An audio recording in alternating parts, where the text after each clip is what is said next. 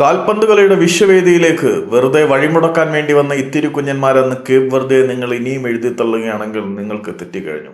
വഴിമുടക്കാൻ വന്നവരല്ല ഇവർ, കലാപം നടത്താൻ വന്നവരാണെന്ന് തങ്ങളുടെ പ്രകടനത്തിലൂടെ തന്നെ കേപ്പ് വെറുതെ എന്ന കുഞ്ഞൻ രാജ്യം തെളിയിച്ചു കഴിഞ്ഞു.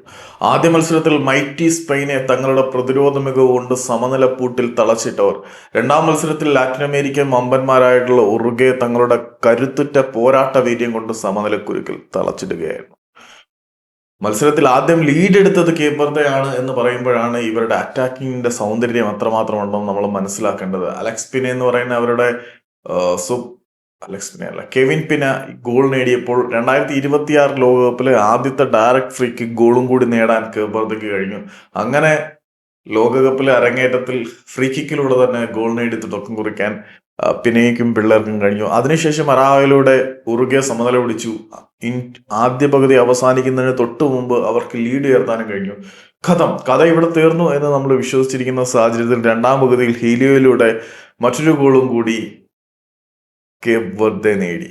അങ്ങനെ ആദ്യ മത്സരത്തിൽ കരുത്തരായിട്ടുള്ള സ്പെയിൻ, രണ്ടാം മത്സരത്തിൽ അതിലേറെ കരുത്തരായിട്ടുള്ള ഉറുഗ്വ, മൂന്നാം മത്സരത്തിൽ ഇനി അവർക്ക് നേരിടാനുള്ളത് സൗദിയോടാണ്. സൗദിയോട് അവർ വിജയിക്കുകയും പിന്നെ ഉറുഗ്വ സ്പെയിൻ മത്സരത്തിൽ ആരെങ്കിലും പരാജയപ്പെടുകയും കൂടി ചെയ്തു കഴിഞ്ഞാൽ കഥ മാറി, കളി മൊത്തത്തിൽ മാറും. അടുത്ത റൗണ്ട് കളിക്കാൻ കേപ്പ് വെർദെ എന്ന കുഞ്ഞൻ രാജ്യം ഉണ്ടായിരിക്കും. അതായത് ലോകകപ്പിൽ അരങ്ങേറ്റക്കാരായി വന്ന് ആർക്കും വെല്ലുവിളിയെ പോലും ആകുമെന്ന് ആരും കരുതാത്ത ഒരു ടീം രണ്ടാം റൗണ്ടിലേക്ക് എത്തുക എന്ന് പറഞ്ഞാൽ, അതും കരുത്തരായിട്ടുള്ള സ്പെയിനെയും ഉറുഗ്വയെയും മറികടന്ന്, സൗദിയും ഇത്തിരി കുഞ്ഞന്മാരല്ല, സാക്ഷാൽ അർജന്റീനയെ പോലും മറിച്ചിട്ട സൗദിയുടെയും ഗ്രൂപ്പിൽ നിന്ന് എല്ലാവരുടെയും വേട്ടമൃഗമായി മാറും എന്ന് കരുതിയ കേപ്പ് വെർദെ തിരിച്ചു വരുമ്പോൾ, ഇതൊക്കെ തന്നെയാണ് ഫുട്ബോളിന്റെ സൗന്ദര്യം, കാൽപന്ത് കളിയുടെ വിശ്വവേദിയുടെ യഥാർത്ഥ സൗന്ദര്യം.